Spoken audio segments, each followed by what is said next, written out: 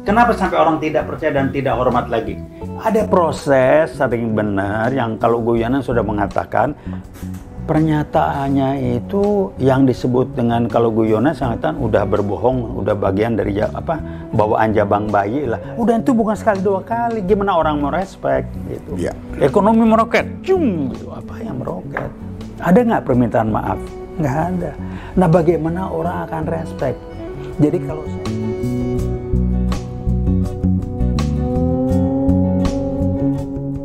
Assalamualaikum warahmatullahi wabarakatuh. Waalaikumsalam warahmatullahi wabarakatuh. Saudara para pencinta channel WeWatch, kali ini untuk kesekian kali bahwa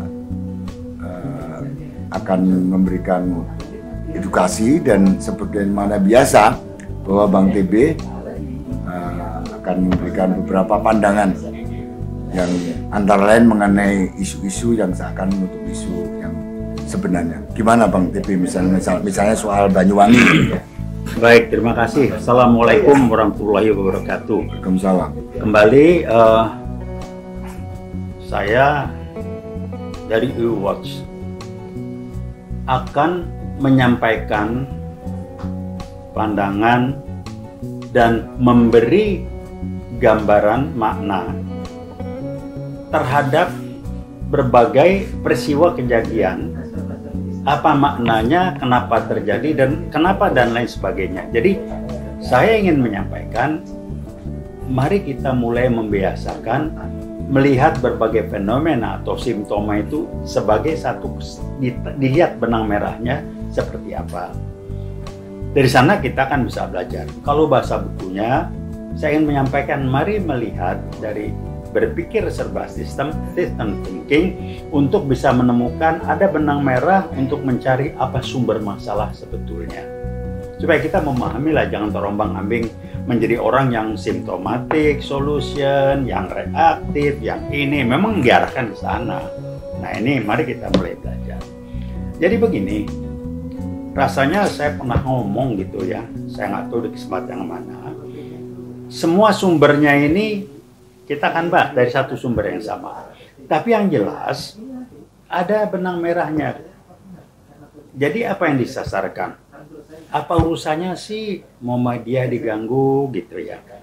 Kemudian ini terkait penusukan, penyerangan fisik, khotib-khotib di beberapa daerah kecil gitu ya. Dan ini menarik, tidak ada proses dari aparat di daerah tersebut.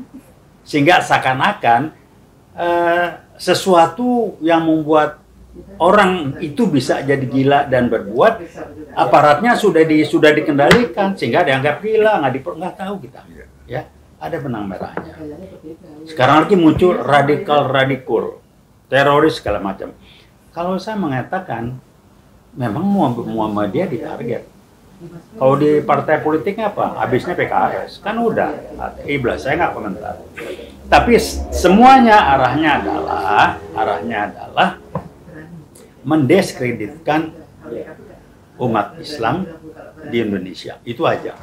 Apa mungkin termasuk ini Bang? Termasuk pengeras suara diatur-atur. Oh iya, bahkan terawai juga katanya demikian. Dan yang namanya anti Pancasila itu hanya dibatasi pada kelompok tertentu. Apa itu termasuk? PPIP kok membiarkan ada pihak tertentu yang ingin merubah Pancasila yang jadi falsafah dan dasar negara hanya sekedar menjadi ideologi. Dari Pancasila dengan core values-nya Bhinneka Tunggal Ika dirubah core values-nya menjadi God. Itu kan merubah Pancasila, yang anti siapa? Kok kalau bahasa Jermannya kok menang-menang wae. Termasuk mengarahkan ke Ekasila segala macam. Ya itulah. Jadi kok ini satu gerakan. Kok sama esensinya adalah adu domba umat Islam, memperlemah. Kemana arahnya? Sekularisme. Nah ini orang yang bilang agama harus dipisahkan dari kegiatan politik. Duh, maksud saya nggak ahli agama. Tapi Islam itu agama yang berbicara bagaimana membangun perilaku kehidupan sehari-hari dengan nilai-nilai yang Islami, nilai-nilai. Bukan cuma ritual. Nah, kalau bicara nilai-nilai Islami dalam kehidupan, ya nggak bisa dipisahin. Artinya apa? Kalau Anda sebagai orang Islam yang baik, kalau Anda berbisnis, misal, Jangan dong main-main timbangan. Itu nilai Islam. Mau dipisahin sekuler? Oh nggak bisa. Saya nggak mau komentari agama yang lain ya. Tapi Islam tuh nggak begitu. Jadi orang mau menjadi Islam disekulerkan, nggak tahu lah tuh belajar. Apakah dari isu-isu semacam itu terutama dengan menyangkut emosi keagamaan, katakanlah khususnya Islam, apakah itu ada maksud-maksud tertentu akan menutupi hal-hal yang lebih berbahaya, katakanlah Oh korupsi? iya, tujuannya kan betul. Betul. Tujuannya paling nggak ada dua, paling nggak satu mengalihkan supaya orang lupa terhadap sesuatu peristiwa kejadian yang ada. Tapi yang kedua yang lebih penting sumbernya sama. Ini adalah bukti fakta bahwa PKI Gaya Baru sudah nyusup di mana-mana. Kan gampang di awal berkali-kali saya dan rekan saya udah bilang, apa sih ciri-ciri gerakan PKI Gaya Baru? Dia akan merusak, menghancurkan, merusak madu domba Islam dengan berbagai cara. Kedua, TNI diperlemah. Apakah termasuk SK nomor 2 2002 tentang penghilangan nama Pak Harto? Dari itu kemudian juga kenapa 1 Maret yang biasa kita kenal dengan serangan umum itu menjadi hari penegakan kedaulatan. Menurut Bang TB gimana? Iya, kalau saya memahaminya beginilah. Saya akan jadi prihatin ya kalau ke Pak Mahfud. Karena saya ini praktisi lah. Pak Mahfud kan profesor bla bla bla gitu. Itu kan ada tanggung jawab akademis. Beliau menjelaskan dengan, wah itu kan kalau SK boleh, kalau sejarah boleh. Saya nggak tahu lah ya. Saya bukan ahli sejarah. Tapi mari kita berpikir jujur. Veritas, probabilitas, justisia. Kenapa? Lah, Pak Harto yang ngatur serangan gini segala macam, kok dihilangkan? Oh wajar. Kenapa wajar? Yang menumpas PKI tahun 65 siapa kalau bukan yang namanya Pak Harto? Ya dendamnya sampai ke tulang, tulang sumsum, apa ke tulang rusuk, tulang apa sampai ke sumsum lah udah pasti. Tapi jangan cari pembenaran, karena esensinya itu sakit hati sama Pak Harto. Kedua, coba lihat di medsos. Kalau jelek-jelek, Orde pernah nyinggung nggak? Kalau jelek itu Orde Lama. Enggak. Kenapa? Karena Orde Lama mendukung, khususnya Bung Karno mendukung PKI. Ya itu aja. Jadi ke sana logikanya. Cuman saya bilang ya, kalau ada orang yang bisa dibodohin ya silakanlah. Kalau kita ini kan beruntung nasib kita sempat sekolah baik-baik, bisa ngikutin ini segala macam. Nah kami coba sharing. Yuk mari kita berpikir kritis, lihat sesuatu tuh jangan terlepas-lepas. Mari berpikir dengan yang namanya system thinking, cari sumber masalah. Benahin dari sumber masalah. Jangan kita dipancing terbawa reaktif. Contoh lagi. Ngomong minyak goreng, udahlah, 65 itu kejadian. Orang ngantri ini, ngantri itu. Dibikin rakyat nih kelabakan, dibikin susah, dibikin ini. Sementara, maaf, anaknya presiden kok KKN didiamin. Anak kemarin sore baru pulang sekolah udah punya bisnis begini-gini. Saya jangan tanya, Menteri Keuangan, Dirjen Pajak, coba dipaparkan ke publik. Bayar pajak nggak dia? Dari mana duitnya? Kok enggak?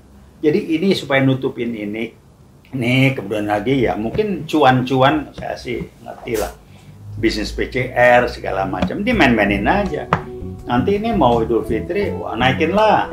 Ini goyonan aja nih, orang jadi diarahkan kepada bukan cuma sampai persepsi, kepada public belief, keyakinan publik yang sudah terbentuk. Jadi kalau lucu, nah ini ngomong lompat sedikit ya, radikal, salah satu ciri-cirinya adalah anti kepada pemerintah. Bukan anti pemerintah, kenapa orang jadi nggak suka mengkritisi? Karena orang sudah tidak trust dan respect.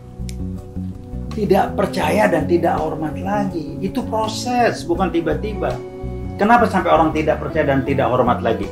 Ada proses sering benar yang kalau Guyonan sudah mengatakan pernyataannya itu yang disebut dengan kalau Guyonan sangat udah berbohong, udah bagian dari bawaan jabang bayi lah. Udah itu bukan sekali dua kali. Gimana orang mau respect gitu? Ya. Ekonomi meroket, cum gitu. Apa yang meroket? Ada nggak permintaan maaf? Nggak ada. Nah bagaimana orang akan respect? Jadi kalau saya mengatakan kritik bukan personalnya tetapi perilaku dari seseorang. Kalau personal jangan. Yang baiknya tentu ada yang kita kritik adalah tindakan perilaku berupa ucapan segala macam yang nggak benar. Jadi apa namanya ya? Kalau di buku silat itu silat atau ronja? Oh ya, apa sih di buku silat tuh dulu saya baca waktu zaman SMP SMA itu ucapan seorang pendekar tidak bisa dikejar oleh sekian banyak kuda. Jadi sekali dia ngomong, wah itu harus dipegang. Di budaya Jawa ada ungkapannya itu apa gitu ya, sabdo pandito ratu. Nah inilah. Nah itulah, jangan ngomong ciung begini. Jadi ya bagaimana orang mau hormat respek itu tidak bisa pakai SK. Hormat dan respek tidak bisa pakai kekuasaan. Hormat dan respek itu muncul dari perasaan sehingga orang akan ngikut dengar dengan penuh hormat. Ya. Tapi kalau dipaksa, jadi kalau maaf disebut ngomong BNPT mengatakan yang tidak ini salah satu kriterianya apa ya, radikal itu kok lari ke sana. Ya, jadi saya bilang bagaimana sih? Nampaknya ada